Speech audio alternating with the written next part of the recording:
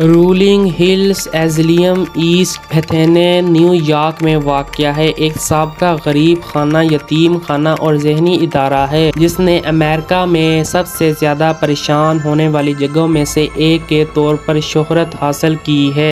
یہ بھوتوں کو دیکھنے والوں اور غیر معمولی تفتیش کاروں اور سنسنی کے متلاشیوں کے لیے ایک مشہور مقام بن گیا ہے جو اس کی پرجوش تاریخ اور غیر معمولی سرگرمیوں کی اطلاعات دیتے ہیں۔ تاریخ پس منظر: یہ پراپرٹی اصل میں 1827 میں جیننسی کاؤنٹی پوپور فارم کے طور پر قائم کی گئی تھی جو بے سہارا، ذہنی طور پر بیمار اور یتیموں کے لیے پناہ گاہ دیکھ بھال کے لیے ایک جگہ تھی۔ برسوں کے دوران یہ سہولت پھیلی اور ایک خیمہ خانہ، یتیم خانہ اور ایک ذہنی ادارے میں تبدیل ہوئی جس میں متنوع اور کمزور آبادی کو جگہ دی گئی۔ افسوسناک حالات: اپنی پوری تاریخ میں رولنگ ہلز اسائلم اپنی بھیڑ بھری اور کم فنڈز کے حالات کے لیے جانا جاتا تھا۔ رپورٹس بتاتی ہیں کہ مریضوں اور رہائشیوں کے ساتھ بدسلوکی، غفلت اور بدسلوکی کا سامنا کرنا پڑا جس کی وجہ سے اس کی دیواروں کے اندر کافی حد تک تکلیف اور مایوسی پیدا ہوئی۔ غیر معمولی سرگرمیاں: متعدد زائرین، عملے کے اراکین اور غیر معمولی تفتیش کاروں نے رولنگ ہلز اسائلم میں وسیع پیمانے پر غیر واضح مظاہر اور بھوت امیزوں کی اطلاع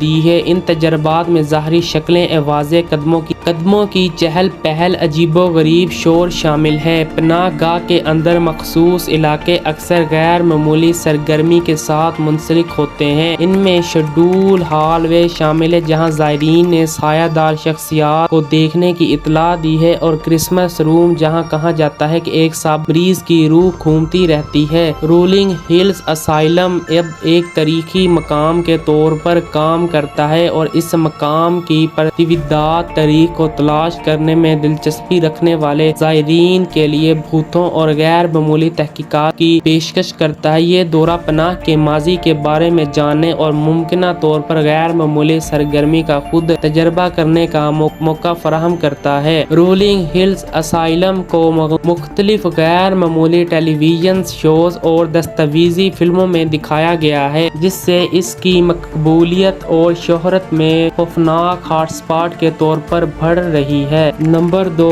اولڈ ساؤتھ پیبسٹرک ہسپتال اصل میں مقامی کمیونٹی کی خدمت کے لیے ایک طبی سہولت کے طور پر بنایا گیا تھا۔ یہ کئی سالوں تک ایک ہسپتال کے طور پر کام کرتا رہا، علاقے میں مریضوں کی صحت کی دیکھ بھال خدمت فراہم کرتا رہا۔ افسوسناک واقعات اور خوفناک تاریخ: بہت سے پرانے اسپتالوں کی طرح اولڈ ساؤتھ پیبسٹرک ہسپتال نے گزشتہ برسوں کے دوران المناک واقعات اور اموات میں اپنے خوفناک حصے کا مشاہدہ کیا ہے۔ یہ واقعات ہسپتال کے علم کا حصہ بن چکے ہیں اور اکثر اس کی پریشان کن ساخت میں سے منسلک ہوتے ہیں۔ زائرین، عملہ اور غیر معمولی سرگرمیوں کے شوقین افراد نے ہسپتال کے احاطے میں مختلف غیر معمولی اور غیر واضح مظاہر کی اطلاع دی ہے۔ ان رپورٹس میں سایہ دار شخصیاتوں کا نظر آنا، قدموں کی آوازیں، اپنے طور پر دروازوں کا کھلنا اور بند ہونا اور سائے کے دیکھے جانے کے احساسات شامل ہیں۔ اس کی شہرت کی سب سے بڑی وجہ خوفناک ہسپتال بھوتوں کو دیکھنے کے شوقین افراد کے لیے اور غیر معمولی تفتیش کاروں اور مافوق الفطرت میں دلچسپی رکھنے والے سیاحوں کے لیے ایک مقبول مقام بن گیا ہے۔ گائیڈڈ گھوسٹ ٹور اور غیر معمولی تحقیقات کی پیشکش کی جاتی ہے جس سے زائرین ہسپتال کے مبینہ طور پر پریشان علاقوں کو تلاش کر سکتے ہیں اور غیر معمولی سرگرمیوں کے ثبوت حاصل کرنے کی کوشش کرتے رہتے ہیں۔ وقت گزرنے کے ساتھ ساتھ پرانے ساؤتھ پیبسٹرک ہسپتال کے ارد گرد مقامی داستانیں اور لوک داستانیں تیار ہوئی ہیں جو اس کے مصفیانہ اور کشش میں حصہ ڈالتے ہیں۔ ہسپتال کی تاریخ جس میں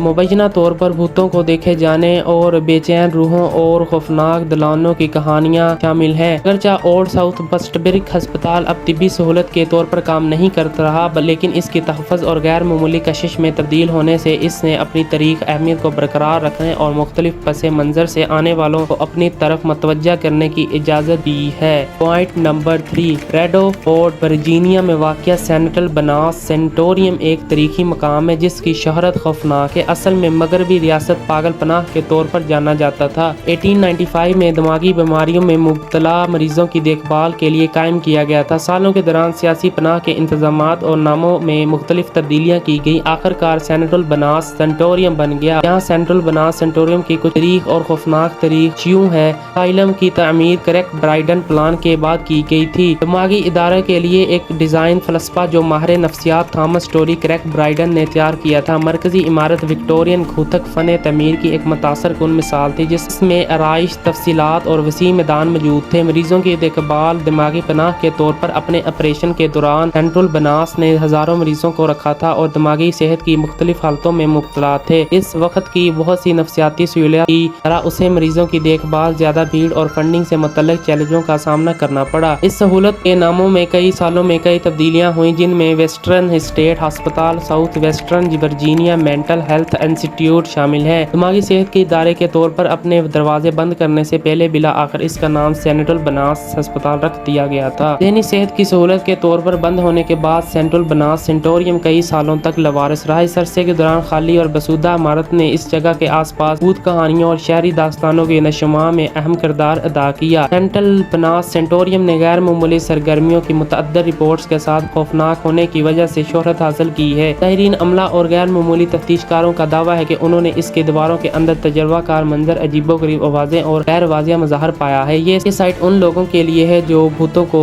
देखने में यकीन रखते हैं और गैर मामूली सरगर्मियों में दिलचस्पी रखने वालों के लिए एक मकबूल मकाम बन गया है। इसे मुख्तलिफ टेलीविजन शोज और दस्तवाजी फिल्मों में दिखाया गया है जो कि गैर मामूली तहकीकात के लिए वक़फ़ हैं। आज सेंट्रल बनास सेंटोरियम अब लवारिस नहीं, ये एक खौफनाक कशिश के तौर पर काम करता है और हैलोवीन के मौसम के दौरान खौफनाक घर के वाक़यात की मेज़बानी करता है। ज़ायरीन इमारत को तलाश करने आते हैं और इसके खौफनाक माहौल का तजर्बा करते हैं, लेकिन ये याद रखना ज़रूरी है कि यह तकरीबात तफरीही मकासद के लिए हैं और इनका मतलब ये नहीं है कि इसे शिकार के साइंसी सबूत के तौर पर